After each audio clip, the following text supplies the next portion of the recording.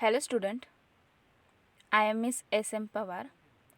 Today's lecture, the subject of organizational behavior. तो तुमचा जो सब्जेक्ट आहे तो आहे ऑर्गनायझेशनल बिहेवियर. आपण या सब्जेक्टचा स्टडी करीत आहोत. आज आपण या लेक्चर्समध्ये तुमचा जो युनिट नंबर 4 आहे त्या युनिट नंबर 4 मधील एक अत्यंत इम्पॉर्टंट अशा कंटेंटचा स्टडी आज या ठिकाणी करणार आहोत. तर तुमचा युनिट नंबर 4 मध्ये 4चे टायटल आहे the organisational dealings and change management. Unit number 4 is entitled as the organisational dealings and change management. यामध्ये या युनिट नंबर 4 मध्ये 2 कंटेंट्स आहेत, ए आणि बी. त्यामधील ए कंटेंट्स आहे ऑर्गनायझेशनल डीलिंग्स. तर या ए कंटेंटमध्ये तुम्हाला या ऑर्गनायझेशनल डीलिंगचा स्टडी करायचा आहे. त्यामध्ये conditions affecting multinational operations. Multinational ऑपरेशन्सवरती कोणकोणत्या कंडिशन्सचा परिणाम होतो यांचा स्टडी या ठिकाणी तुम्हाला करायचा आहे. त्याच्यामध्ये social, legal and ethical, political, economic and individual differences या सर्वांचा स्टडी तुम्ही या युनिट नंबर 4 मधील जो ए कंटेंट आहे ऑर्गनायझेशनल डीलिंग्स यामध्ये करणार आहात. त्यानंतर या युनिट नंबर 4 मधील बी कंटेंट आहे ऑर्गनायझेशनल कल्चर. तर या ऑर्गनायझेशनल कल्चर्समध्ये तुम्हाला कशाचा स्टडी करायचा आहे तर ऑर्गनायझेशनल डेव्हलपमेंट आणि त्या डेव्हलपमेंटची टेक्निक्स. ऑर्गनायझेशनल डेव्हलपमेंट म्हणजे काय आणि त्याची टेक्निक्स कोणकोणती आहेत याचा स्टडी तुम्हाला करायचा आहे. तर प्रिव्हियस लेक्चर्समध्ये आपण ऑलरेडी ही ऑर्गनायझेशनल डेव्हलपमेंट कन्सेप्ट काय आहे त्याचा प्रॉपर स्टडी केलेला आहे. त्याचबरोबर त्या ऑर्गनायझेशनल डेव्हलपमेंटची काही टेक्निक्स आहेत, काही तंत्रे आहेत, तर ते टेक्निक्स कोणती आहेत याचा स्टडी देखील आपण प्रिव्हियस लेक्चर्समध्ये ऑलरेडी केलेला आहे. त्यानंतर यामधील आणखीन एक महत्त्वाचा इम्पॉर्टंट असा कंटेंट म्हणजे चेंज मॅनेजमेंट. यामध्ये तुम्हाला चेंज मॅनेजमेंट ही कन्सेप्ट काय आहे, त्याचबरोबर त्याची नीड, त्याचे causes of change, resistance to change and implementation of change successfully या सर्वांचा स्टडी तुम्हाला करायचा आहे. आणि प्रिव्हियस लेक्चर्समध्ये आपण हे चेंज मॅनेजमेंट ही कन्सेप्ट काय आहे, त्याची नीड कशासाठी आहे, असं चेंज करायचं असेल, असं बदल करायचा असेल तर त्याचे रिझन्स कोणते आहेत, त्याचे कॉजेस कोणते आहेत, त्याचबरोबर जो काही बदल आहे त्याचे रेजिस्टन्सी म्हणजे त्याचा प्रतिकार काय आहे याचा देखील स्टडी आपण या ठिकाणी केला आहे. त्याचबरोबर जो काही बदल केलेला आहे ऑर्गनायझेशनमध्ये तो सक्सेसफुली इम्प्लिमेंटेशन करण्यासाठी काय केले जाते, कोणत्या मार्गांचा वापर या ठिकाणी केला जातो, या ऑल कंटेंटचा स्टडी म्हणजे चेंज मॅनेजमेंट याचा स्टडी देखील आपण प्रिव्हियस लेक्चर्समध्ये केलेला आहे. तर आज आपण या लेक्चर्समध्ये या युनिट नंबर 4 मधील ऑर्गनायझेशनल डीलिंग्स हा जो कंटेंट आहे त्याचा स्टडी या ठिकाणी करणार आहोत. याच्या आधारे तुम्हाला मल्टीनॅशनल ऑपरेशन्सवरती कोणकोणत्या कंडिशन्सचा परिणाम होत असतो, यामध्ये social conditions, legal and ethical conditions, political conditions आणि इकॉनॉमिक कंडिशन्स आहेत. त्या कंडिशन्सचा या मल्टीनॅशनल ऑपरेशन्सवरती कशा प्रकारे परिणाम होतो हे आज आपण या लेक्चर्समध्ये पाहणार आहोत. Conditions affecting multinational operations. So what is meant by multinational operations? No, you know what is meant by multinational operations? तर या मल्टीनॅशनल ऑपरेशन्स म्हणजे काय, त्याच्यामध्ये कोणकोणत्या कंडिशन्स म्हणजे काय तर अटी, कोणकोणत्या अटींचा परिणाम या मल्टीनॅशनल ऑपरेशन्सवरती होत असतो ते आपण या ठिकाणी पाहत आहोत. नाव let's see what is mean by multinational operations. Today, many organizations do business in more than one country. Today, many organizations do business in more than one country. तर सध्याच्या काळामध्ये या काही ऑर्गनायझेशन्स आहेत, ओके, अनेक ऑर्गनायझेशन काय करतात, तर एकापेक्षा जास्त कंट्रीमध्ये त्यांचा जो काही बिझनेस आहे, जो काही व्यवसाय आहे, ते एकापेक्षा जास्त कंट्रीबरोबर, जास्त कंट्रीमध्ये, जास्त देशामध्ये करीत आहेत. These multinational organizations add new dimensions to organizational behavior as communication lines are lengthened and control often becomes difficult. Okay, हे जे काही मल्टीनॅशनल कंपनी आहेत, जे काही ऑर्गनायझेशन्स आहेत, ते काय करत आहात, तर एकापेक्षा जास्त कंट्रीबरोबर त्या ठिकाणी जाऊन बिझनेस, त्यांचा व्यवसाय करीत आहेत. मग याच्यामध्ये okay, this multinational organisations add new dimensions to organisational behaviour. तर या मल्टीनॅशनल ऑर्गनायझेशनमध्ये ऑर्गनायझेशनल बिहेवियरचे नवीन डायमेन्शन्स त्यांनी ॲड केले आहेत. यामध्ये communication lines are lengthen and control often becomes difficult. आणि याच्यामधील अत्यंत इम्पॉर्टंट डायमेन्शन्स म्हणजे कम्युनिकेशन लाईन.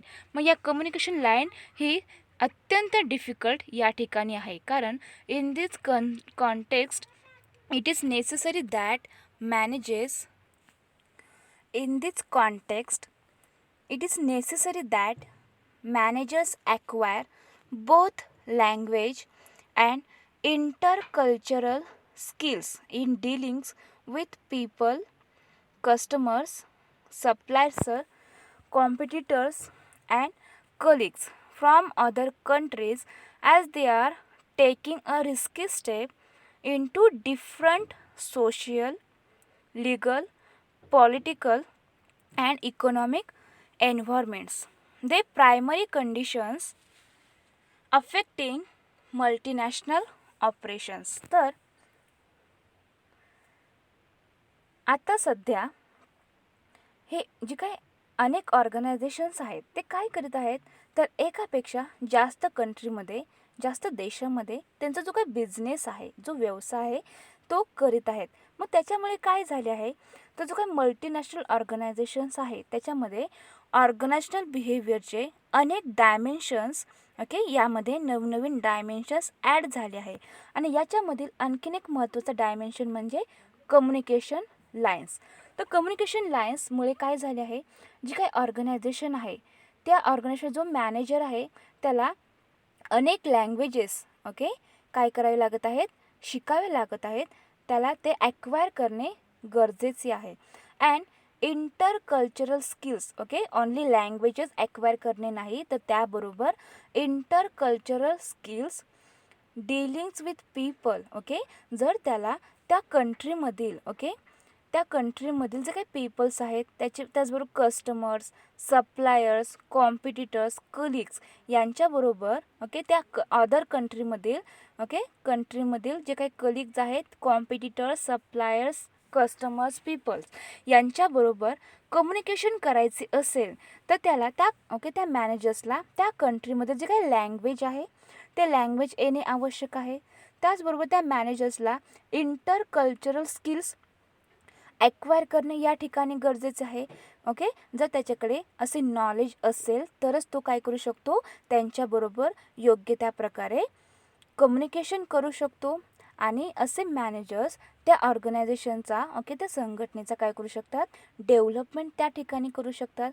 आणि त्यामधून त्यांचा जो काही बिझनेस आहे, तो बिझनेस योग्य त्या प्रकारे होऊ शकतो. म्हणून ओके, ज्या वेळेस अनेक कंट्रीमध्ये, अनेक देशामध्ये बिझनेस केला जातो, त्यावेळेस त्या कंट्रीमधील, ओके, कल्चर कसे आहे, तिथे लँग्वेज कोणत्या प्रकारची आहे, त्याच्याबद्दलचे नॉलेज हे या मॅनेजर्सला ॲक्वायर करणे आवश्यक आहे. कारण जेव्हा असा बिझनेस केला जातो, तेव्हा त्या ठिकाणचे जे काही पीपल्स आहेत, ज्यांच्याबरोबर असे बिझनेसची डील होणार आहेत, त्या ऑर्गनायझेशनचे काही कलिग्स आहेत, कॉम्पिटिटर्स, कस्टमर्स यांच्याबरोबर, ओके, त्यांना कम्युनिकेशन करावे लागते. मग कम्युनिकेशन करताना त्या कंट्रीची जी काही लँग्वेज आहे, ती लँग्वेज फर्स्टली त्या मॅनेजरला येणे आवश्यक आहे. आणि त्यानंतरच ते त्यांच्याबरोबर काय करू शकतात, योग्य त्या रीतीने कम्युनिकेशन करू शकतात. And countries as they are taking a risky step into different social, legal, political and economic environments. आणि त्याच्यामुळे काय होते, तर या ठिकाणी रिस्की स्टेप या ठिकाणी घेतली जाते. त्याचबरोबर सोशियल, लिगल, पॉलिटिकल आणि इकॉनॉमिक एन्व्हायरमेंटमध्ये काय केले जाते, असे डिफरंट स्टेप्स या ठिकाणी घेतल्या जातात, अशी रिस्क या ठिकाणी घेतली जाते. And the primary conditions affecting multinational operations. आणि यामधील जे काही प्रायमरी कंडिशन आहे, ओके, जी प्राथमिक अट आहे, त्याचा अफेक्ट, त्याचा परिणाम हा या मल्टीनॅशनल ऑपरेशन्सवरती होत असतो. मग यामध्ये कोणकोणत्या कंडिशन्स आहेत, तर social conditions, legal conditions, political and economic conditions. तर या ज्या काही कंडिशन्स आहेत, कंडिशन्स म्हणजे काय, तर अटी, त्या अटींचा या मल्टीनॅशनल ऑपरेशन्सवरती कशा प्रकारे परिणाम होतो. ओके, त्या कंडिशन्स कोणत्या आहेत ज्यांचा परिणाम या मल्टीनॅशनल ऑपरेशन्सवरती होत असतो, त्या कंडिशन्स आज आपण या लेक्चर्समध्ये पाहणार आहोत. तर फर्स्ट कंडिशन या ठिकाणी दिलेली आहे सोशल कंडिशन्स. तर सोशल कंडिशन्स कोणकोणत्या आहेत ज्यांचा परिणाम या मल्टीनॅशनल ऑपरेशन्सवरती होतो. नाव लेट्स सी.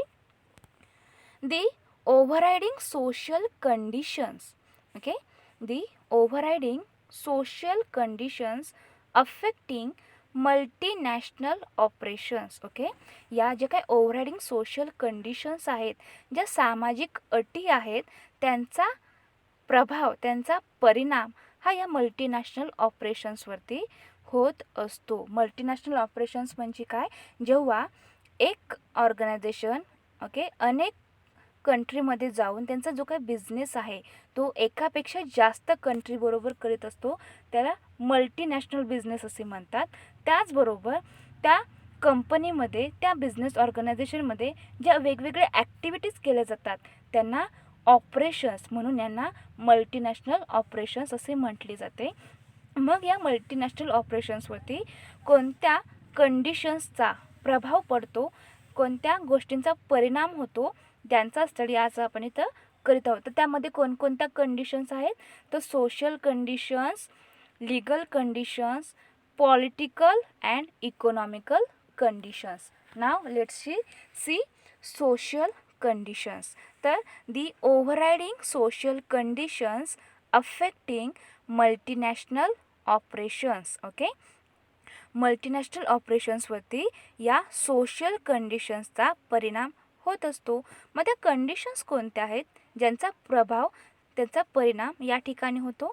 तर फर्स्ट कंडिशन आहे poorly develop human resources which limit the liability to employ local labour productivity. Listen again. Poorly developed human resource which limit the ability to employ local labor productivity. Needed skills are temporarily imported from other countries and vast training programs begin to prepare local workers. This is the first conditions affect multinational operations. तर ही एक social conditions आहे जिचा प्रभाव त्या multinational ऑपरेशन्सवरती होत असतो. मग हे कंडिशन्स काय आहे, यामध्ये काय सांगितले आहे, तर poorly develop human resource. Okay, human resource म्हणजे मानवी संसाधन. जर तो पुअरली डेव्हलप असेल, ओके, पुअरली विकसित झालेलं असेल, तर त्याची जी काही ॲबिलिटी आहे, ओके, त्या एम्प्लॉयची जी काही ॲबिलिटी आहे त्याचा इफेक्ट कशावरती होतो, तर प्रोडक्टिव्हिटीवरती त्याचा इफेक्ट होत असतो. आणि त्याच्यासाठी त्याच्याकडे स्किल्स असणे आवश्यक आहे. Temporary imported from other countries and vast training programmes begin to prepare local workers. मग अशा वेळेस काय केले पाहिजे, जो काही लोकल वर्कर आहे तो तेव्हा ज्या कंट्रीमध्ये जाऊन त्या ठिकाणी काम करणार असतो, तर त्यासाठी वेगवेगळे ट्रेनिंग प्रोग्राम्स त्या ठिकाणी ठेवले पाहिजे आणि त्याच्यामधून त्याला स्किल्स, जे काही आवश्यक स्किल्स आहे ते देण्याचे काम या ठिकाणी केले पाहिजे. कारण ही एक कंडिशन आहे जिचा त्या मल्टीनॅशनल ऑपरेशन्सवरती प्रभाव पडत असतो. त्यानंतर या सोशल कंडिशन्समधील सेकंड कंडिशन आहे local culture not being familiar with advanced technology और कॉम्प्लेक्स ऑर्गनायझेशन. ओके, कोणती कंडिशन आहे? तर local culture, okay, local culture not being familiar with advanced technology और कॉम्प्लेक्स ऑर्गनायझेशन. तर हे जे काही लोकल कल्चर आहे ते कसे आहे? तर फॅमिलियर आहे, त्याचबरोबर advance technology and complex organisation. त्यानंतरची थर्ड कंडिशन आहे differences in work ethic of employees across cultures. Okay, ज्या ठिकाणी बिझनेस केला जातो त्या ठिकाणचे त्या कंट्रीचे कल्चर्स कसे असते? हे डिफरंट असते. त्यामुळे काय होते, त्या ठिकाणी ज्या ठिकाणी काम केले जाते त्या एम्प्लॉयला वेगवेगळे इथिक हे फॉलो करावे लागतात. त्याच्यामध्ये डिफरन्स असतो, त्याच्यामध्ये तफावत असते, फरक असते. याच्यामुळे ओके या कंडिशन्सचा त्या मल्टीनॅशनल ऑपरेशन्सवरती परिणाम होत असतो. यानंतर ओके सोशल कंडिशन्समध्ये 3 कंडिशन्स इन्क्लूड आहेत ज्यांचा प्रभाव, त्यांचा अफेक्ट हा त्या मल्टीनॅशनल ऑपरेशन्सवरती होत असतो. कारण मल्टीनॅशनल ऑपरेशन्स म्हणजे काय? अनेक बिझनेस ऑर्गनायझेशन काय करत आहेत? तर त्या अनेक कंट्रीबरोबर ओके त्या कंट्रीमध्ये जाऊन त्यांचा बिझनेस करीत आहेत. त्यामुळे त्यांना काय होते, तर त्या कंट्रीचे जे काही लँग्वेज असेल, त्याचबरोबर त्यांचं जे काही कल्चर असेल, त्यांचे नॉलेज त्यांना ॲक्वायर करावे लागते. त्या ठिकाणचे ते सोशल ओके पीपल्स कसे आहेत, त्यांचे कस्टमर्स कसे आहेत, सप्लायर्स, त्याचबरोबर कॉम्पिटिटर्स, त्यांच्याबरोबर त्यांना ओके कम्युनिकेशन करावे लागते. मग अशा वेळेस त्या ठिकाणी बिझनेस करायचा असेल तर त्या ठिकाणचे ऑल नॉलेज असणे आवश्यक आहे. त्या ठिकाणी जर ओके जेव्हा आपण दुसऱ्या कंट्रीमध्ये जाऊन बिझनेस करतो तर त्या ठिकाणी एम्प्लॉयची आवश्यकता असते. मग ते त्या एम्प्लॉयकडे पण ओके योग्य प्रकारचे नॉलेज असणे आवश्यक आहे. तर ॲडव्हान्स टेक्नॉलॉजी यूज करता आले पाहिजेत. त्याचबरोबर जर जो काही ह्युमन रिसोर्स आहे त्या ऑर्गनायझेशनमधील जो ह्युमन रिसोर्स आहे तो पुअरली डेव्हलप असेल, म्हणजे त्याचा विकास पूर्णपणे झालेला नसेल, तर त्याची जी काही ॲबिलिटी आहे, त्या एम्प्लॉयची जी काही ॲबिलिटी आहे त्याचा प्रभाव कशावरती होतो? तर त्या ऑर्गनायझेशनची काय प्रोडक्टिव्हिटी आहे त्याच्यावरती त्याचा परिणाम या ठिकाणी होत असतो. तर अशा या सोशल कंडिशन्सच्या ओके सोशल कंडिशन्स या 3 आहेत ज्यांचा प्रभाव या मल्टीनॅशनल ऑपरेशन्सवरती होत असतो. नाव let's C legal and ethical conditions. तर आपण सोशल कंडिशन्स कोणत्या आहेत त्या आता या ठिकाणी पाहिल्या आहेत. त्यानंतर आपण लीगल आणि इथिकल कंडिशन्स कोणत्या आहेत ज्यांचा प्रभाव त्या मल्टीनॅशनल ऑपरेशन्सवरती होतो ते आता आपण या ठिकाणी पाहणार आहोत. तर लीगल म्हणजे काय? तर कायदेशीर. अँड इथिकल म्हणजे काय? नीतिशास्त्रानुसार जे काही कंडिशन्स आहेत म्हणजे कायदेशीर आणि नैतिक अशा अटी कोणकोणत्या आहेत? तर the overriding legal and ethical conditions affecting multinational operations. तर या लीगल कायदेशीर आणि नैतिक अशा ज्या काही अटी आहेत ओके त्यांचा परिणाम हा या मल्टीनॅशनल ऑपरेशन्सवरती होत असतो. तर त्या कंडिशन्स कोणत्या आहेत? नाव let's see. The first conditions are difference across countries in their legal system and specially in their relevant employment laws and business practices. Okay या लीगल अँड इथिकल कंडिशन्समधील फर्स्ट अट कोणती आहे? तर differences across countries in their legal system. Okay आपण ज्या कंट्रीमध्ये okay हे organisation ज्या कंट्रीमध्ये बिझनेस करते, ज्या ठिकाणी व्यवसाय करते, त्या कंट्रीचे जी काही लीगल सिस्टम आहे ते कशी असते? तर त्याच्यामध्ये चेंजेस असतात. आपल्या कंट्रीपेक्षा त्या अदर कंट्रीमधील जे काही लीगल सिस्टम आहे ते वेगळे असते, त्याच्यामध्ये डिफरन्स असतो, त्याच्यामध्ये फरक असतो. मग तो फरक कशा पद्धतीचा असतो? तर जे काही लीगल सिस्टम आहे त्याच्यामध्ये फरक असतो. And specially in their relevant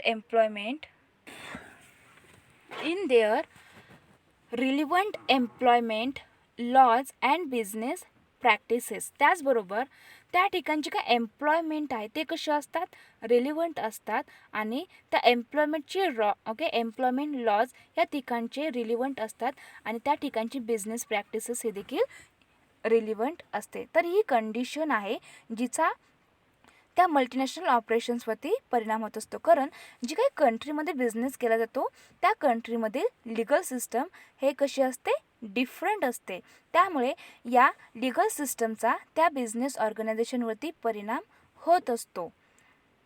त्यानंतर यामधील सेकंड कंडिशन आहे difference across countries in the judicial system regarding time for disposition of cases and penalties for seemingly minor offences. Okay, second condition कोणती आहे, तर differences across countries in the judicial system.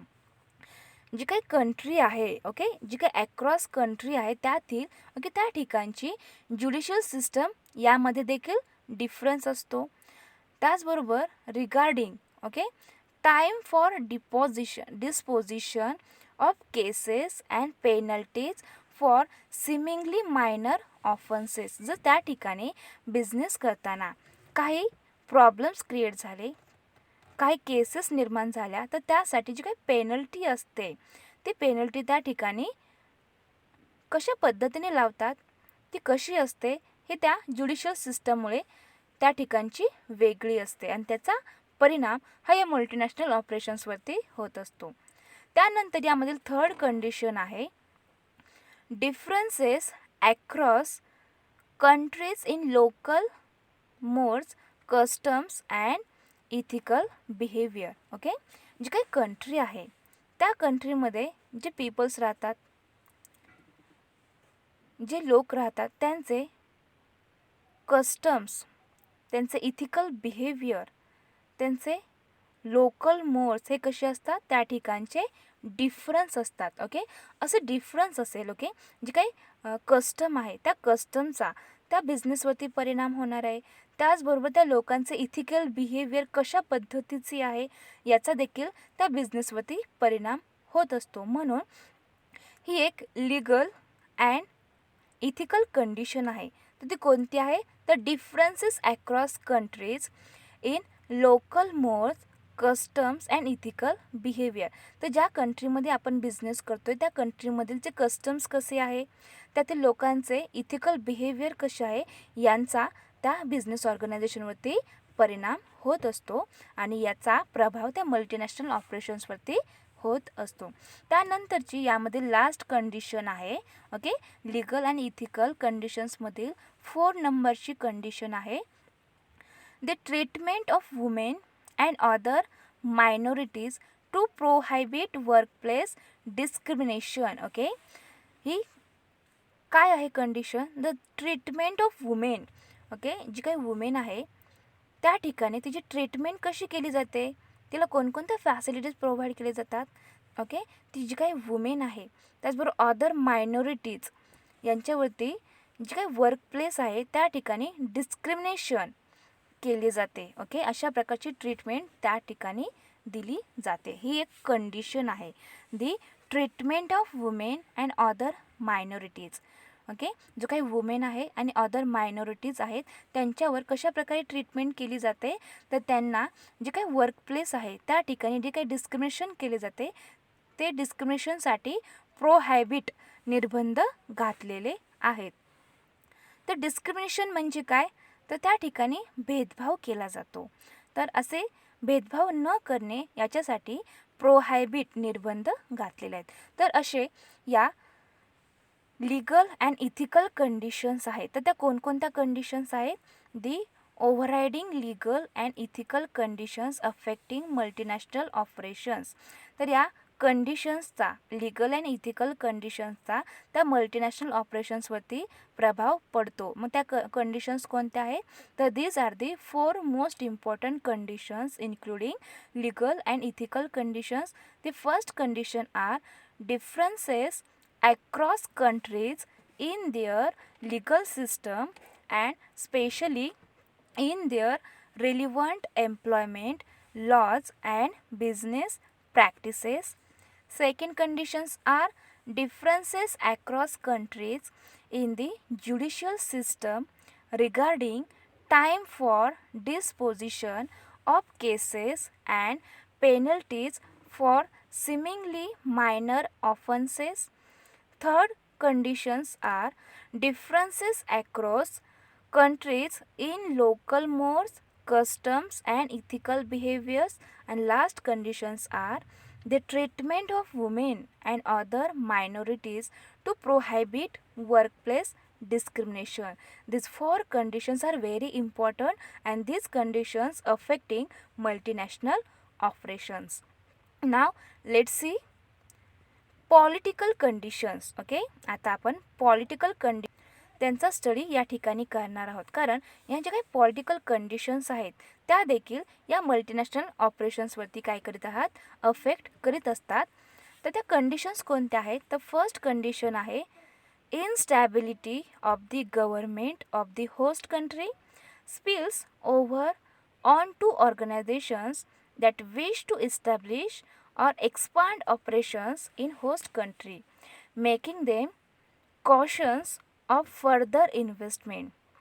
This organizational instability leaves workers insecure and causes them to be passive and low in initiative.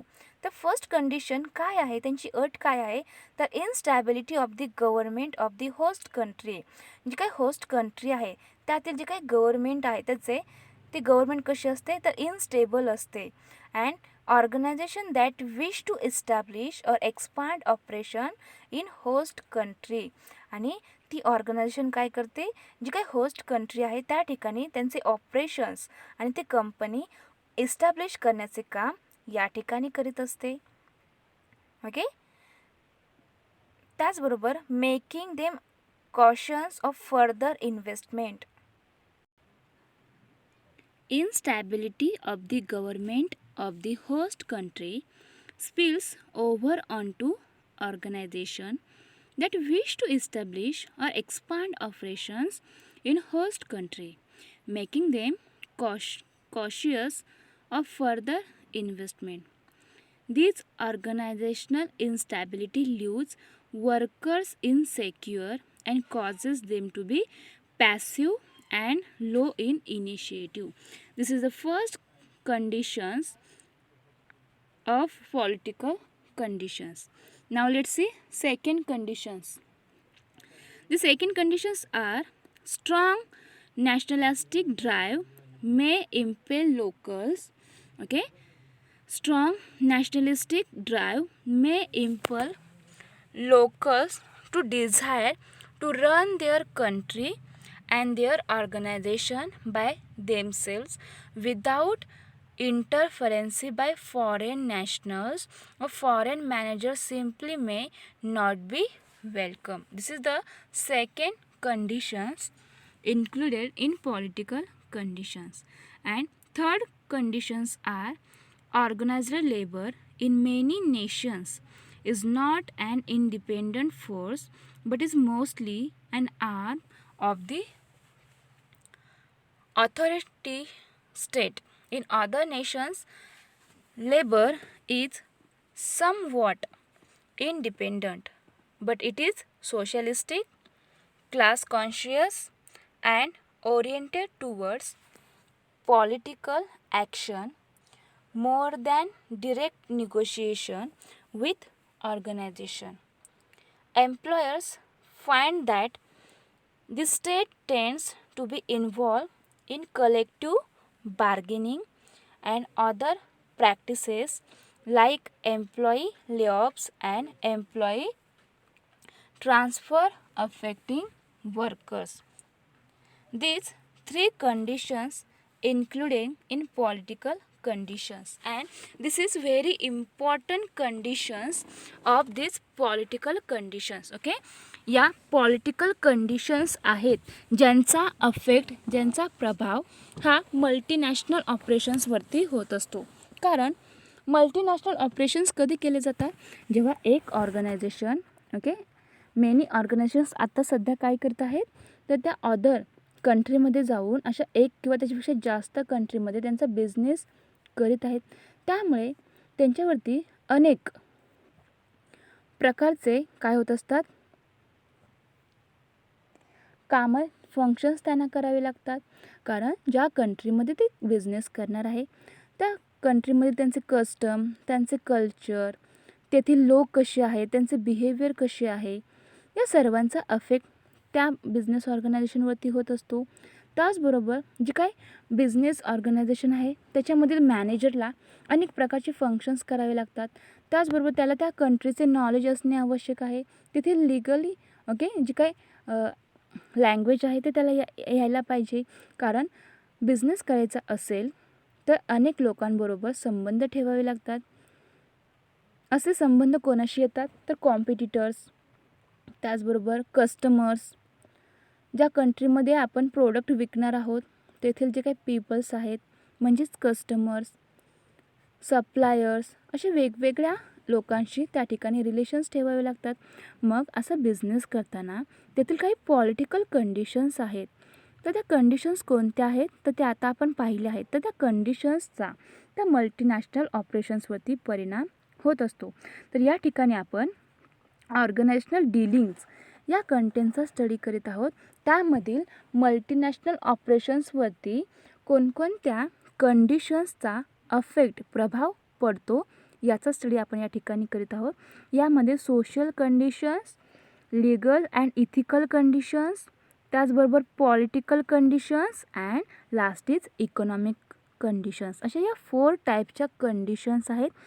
या economic conditions म्हणजे आर्थिक अटी, त्याचबरोबर political conditions म्हणजे राजनीतीसाठी त्याच्या अटी, त्याचबरोबर सोशल कंडिशन्स सामाजिक अटी, अँड लीगल म्हणजे कायदेशीर, अँड इथिकल म्हणजे नैतिक अटी, यांचा सर्वांचा मल्टीनॅशनल ऑपरेशन्सवरती प्रभाव पडत असतो.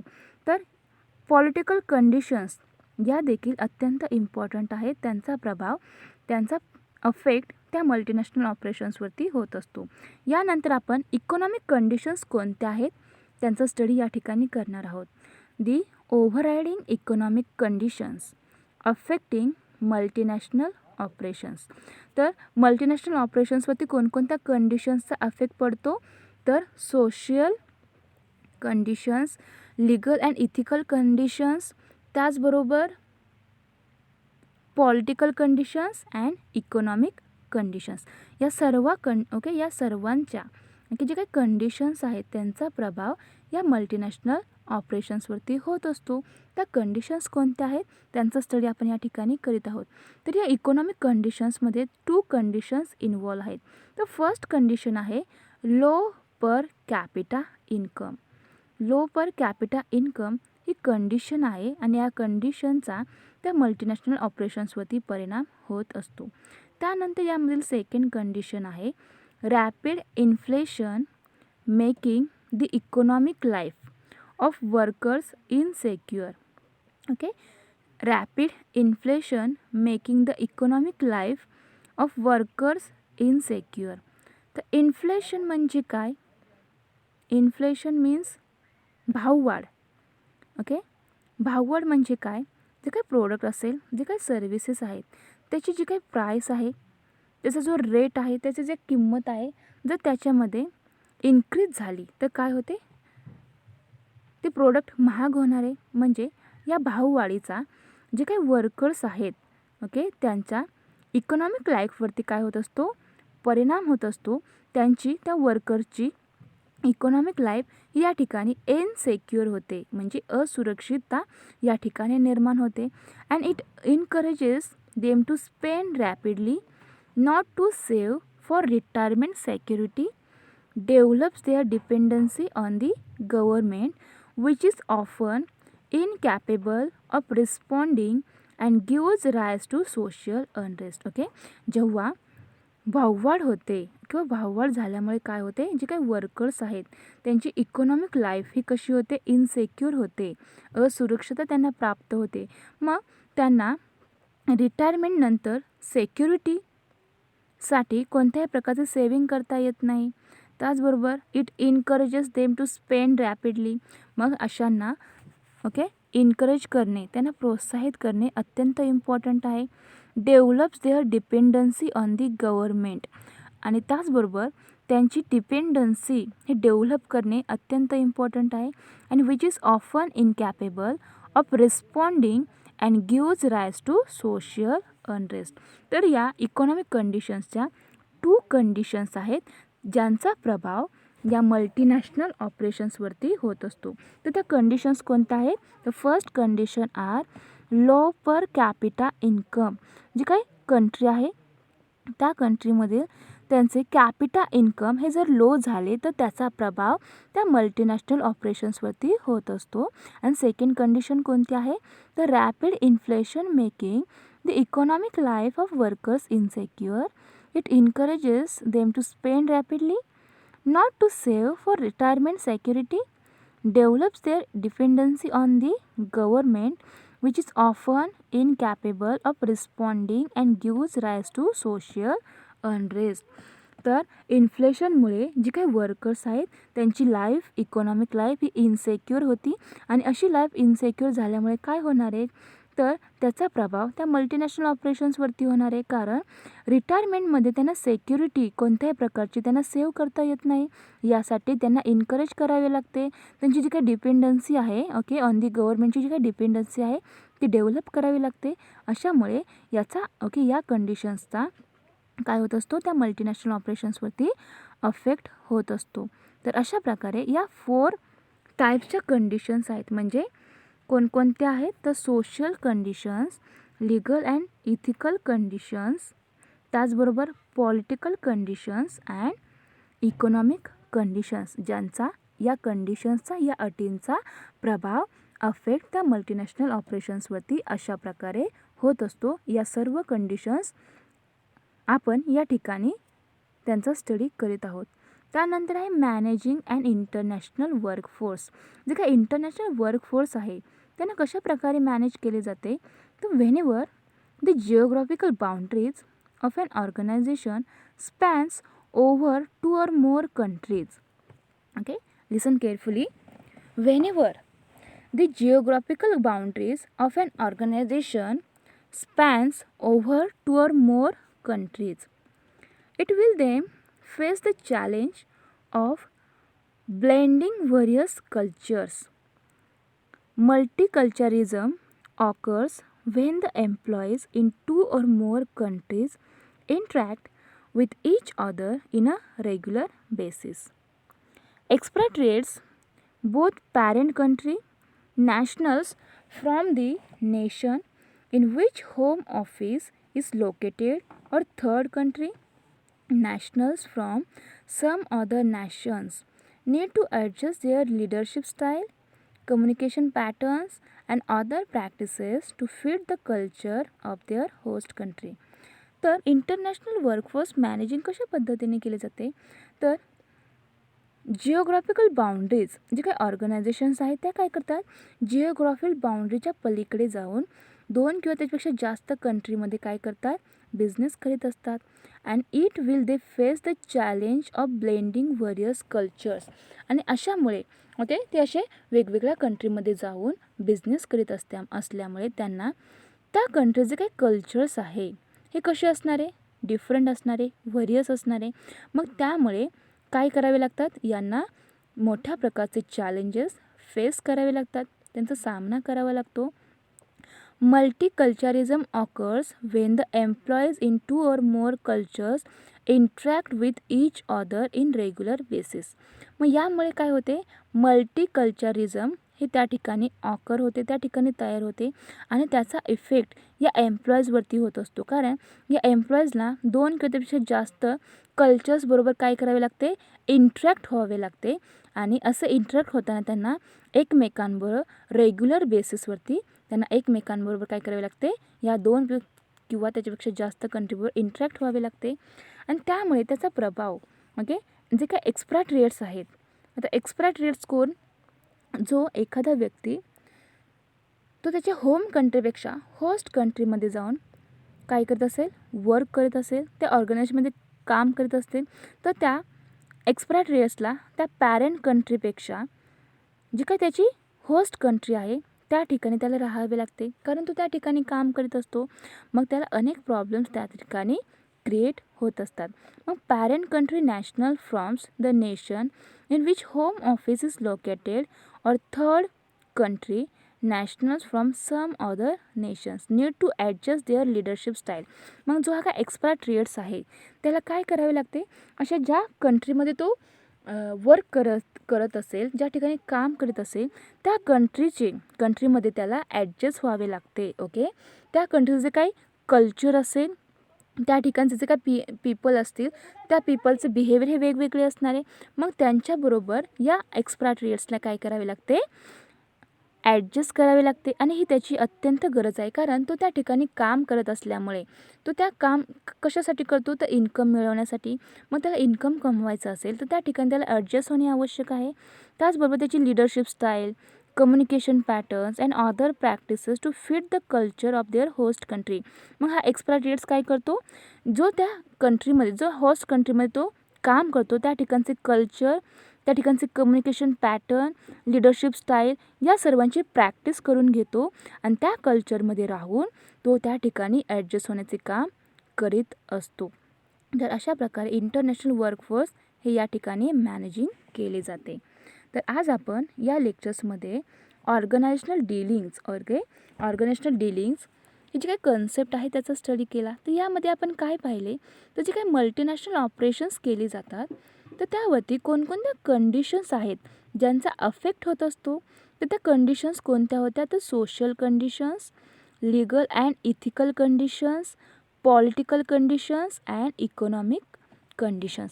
तर या 4 कंडिशन्स म्हणजे social conditions, legal and ethical conditions, political conditions and economic conditions या टाईप्सच्या कंडिशन्सचा या मल्टीनॅशनल ऑपरेशन्सवरती प्रभाव होत असतो.